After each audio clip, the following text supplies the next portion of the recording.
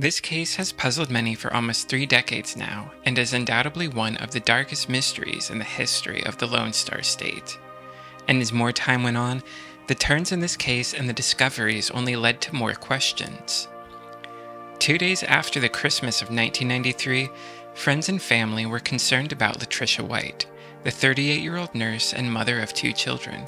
She was a much adored woman, one who received accolades of many, deeply cared about her family, and she'd missed work earlier that day, Monday, December 27th, at Central Texas Medical Center.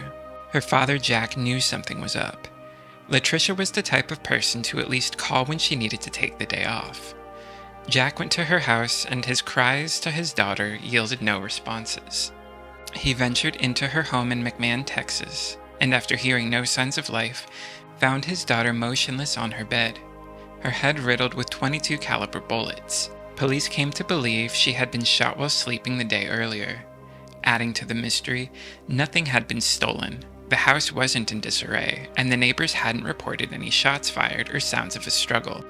This crime had all the hallmarks of a crime of passion, one committed in the heat of the moment, possibly without any planning. But then a second mystery unfolded. Latricia had her then-boyfriend Lee, also known as Deb Wackerhagen, as well as Lee's 9-year-old son Chance staying with her for the holidays.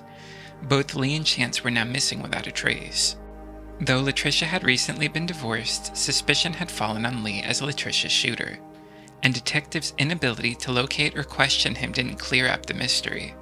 Of course, the obvious suspect in a murder is oftentimes the current boyfriend, and police kept a razor-sharp focus on Lee for quite some time during the investigation.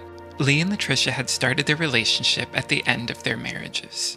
They were newly divorced and had known each other for some time before they got together, and even attended the same school. But Lee's ex-wife had stated before that although he was not physically abusive to her, he would verbally berate her, thus bringing an end to their 9-year-old relationship.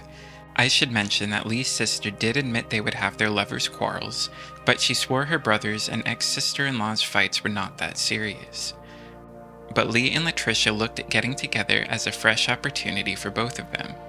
They moved together in a modest apartment in McMahon, Texas. Though the couple worked at having a happy home, it was all but placid. Some said that Lee was jealous and wanted to know where Latricia was at all times.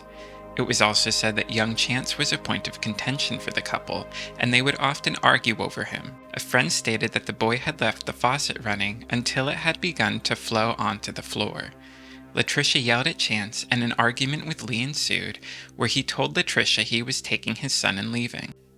Lee had won dual custody of the boy, being allowed to spend time with him on the weekends, while his ex-wife spent the majority of the weeks with him.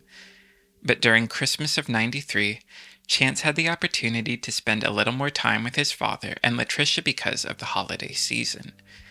Things eventually did settle down with Latricia and Lee.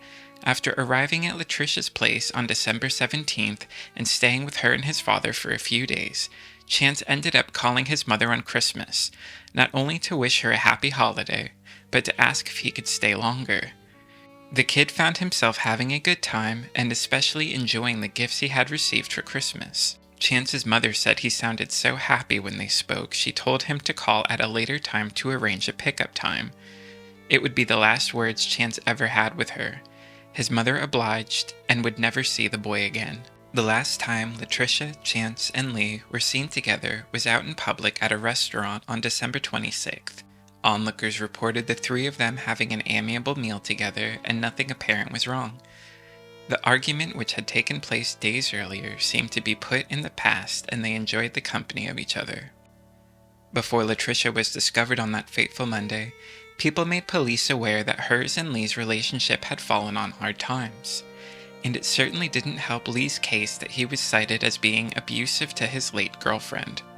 At the same time, it's worth noting that he never had any criminal convictions, and again, people had varying reports on what that abuse was. But for all intents and purposes, detectives knew who the culprit was.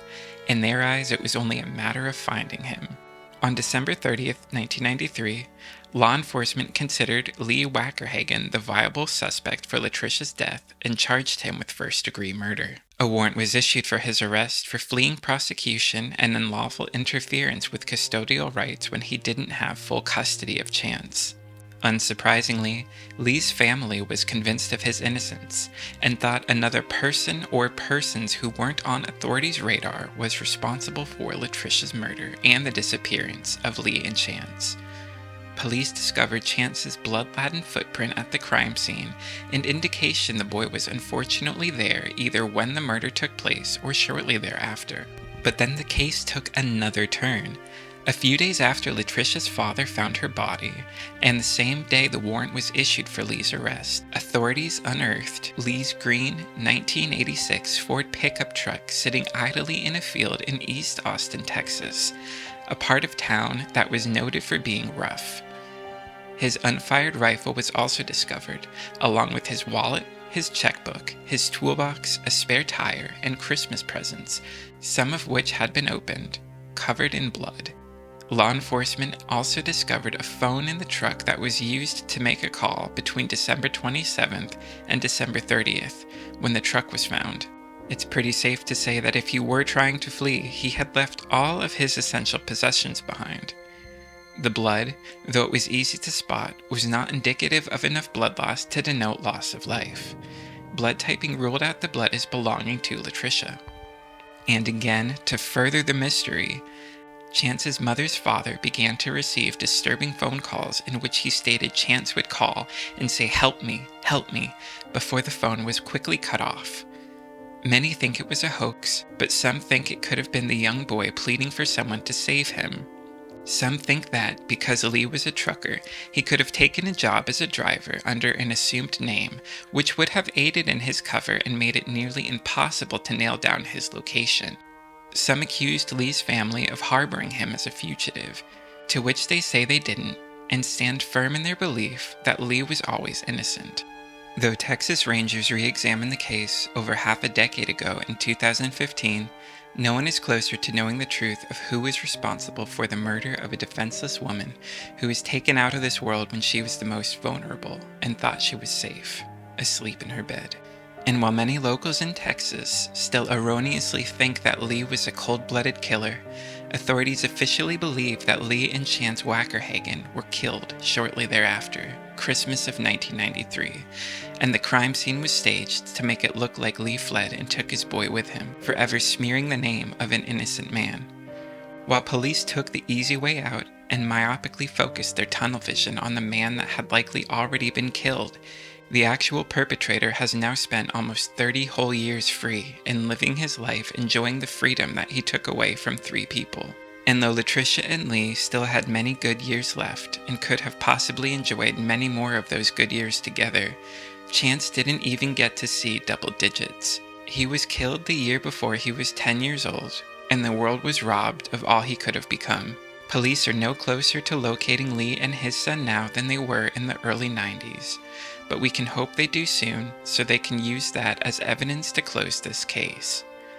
Dub's father committed suicide in 1999, and Latricia's father also died, both men never finding an answer to what happened to their children. And although Latricia's ex-husband, who is in the middle of a heated custody battle at the time of his wife's death, has never been charged, many sleuths think that he was the killer, one who got away with calculated and callous murder.